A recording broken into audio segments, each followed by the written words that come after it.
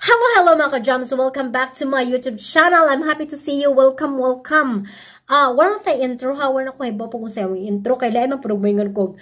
A day in my life as a human being na Philippines nga nabot sa Finland para magiging alipin ng salapi. Murag pangit man po paminawon. Mauna nga. Dito na lang ta sa atong topic. So, yeah, in this video, I'm gonna talk about what I did pag-abot na diri sa Finland. Ang process ba nga akong kinahimo para makasugod ko sa trabaho o hangtod sa makasweldo ko. By the way, this is based on my experience as a cleaner. And I don't know if this applies, yung process po ba sa, for example, nursing, caregiver, mga apprentice, student, wala ko kahibaw ba? So, it's important na kay visa when you enter Finland. Kay pangit man po dog, mara kag Finland niya, wala kay visa. Hindi ka bot dyan mo sa immigration, basig paulian ka kung asa man ka nga lugar nagagikan. So, it's really important nga na kay visa. Pag abot mo sa Finland, kinahanglan nga ma-adto jud ka sa DVV.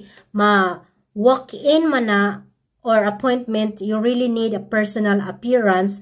Kaning DVV man good, it means Digital and Population Data Services Agency. Sila ang maghahatag sa imuha og personal identity number which is magamit nimo sa tanang transaction diri sa Finland. Manawag ka sa health, manawag ka sa police, manawag ka sa tax, manawag ka sa bangko, o guban pa, mga dyan na sila sa imong personal identity. Unya, all information nga gibutang nimo sa imong application pag-apply sa visa will be stored there sa ilahang system. Mo nang importante dyan nga moadto jud ka. Unya, after a week or two, or depende sa processing nila, usually naraman sa mga 2 weeks, maabot na ang ilang confirmation through email or sa post. Bala nakabutang sa papel, welcome to Finland nga na. Diyan na dito tanan. So after ana, moadto ka sa tax, pangayuan ka sa personal identity number. Unya dito i-declare nimo kung how much earning ang imuhang estimated income ba ang madawat nimo for the whole year. Unya, pangadyoan po ka ana sa imong kumpanya. Wala kay takas diri kay di ba? As I've said, one system ra diri sa Finland. So tanan nga buhaton nimo naa-adyo nimo ang information dito sa ilang system. So, ihatag nimo ng tax number adto sa kumpanya nimo iniksweldo, automatic na to nga mo deduct. Wala jud kay takas kinahanglan mo bayad jud ka sa tax diri. Unya, inighuman nimo sa tax, pwede na ka mo adto sa police. Mas dali kung na kay police ID para kumukuha ka og bangko, bank account, dalira kaayo. So mo na yung ikatulong nga step nga ginabuhat niya to ko police station dira sa Helsinki. Kadiri man ko naka-base. Unya, after murag 2 weeks po to, nahatagan na po ko kanang police card.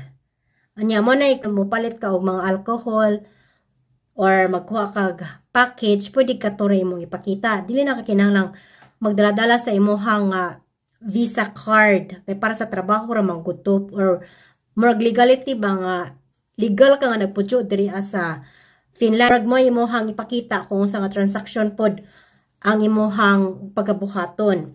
Once na kay police ID, pwede na ka mokuha og bangko.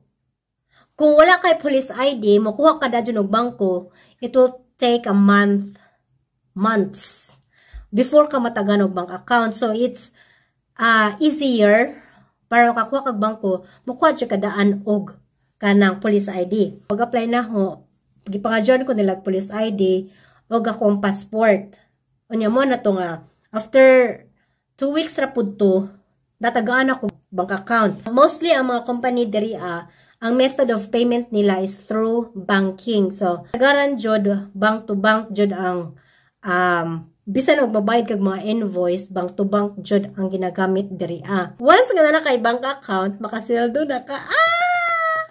Bitaw ay kanang imong bank account, you can use that as a credential. Bot pasabot nga every time mag-access ka sa mga financial matters nimo ug mga services ba nga gina-offer diri sa Finland, bank credentials imong gamiton. Sabot ako mga bayro nun, mga invoices, mo dyan gamiton nimo kanang imong bank credentials.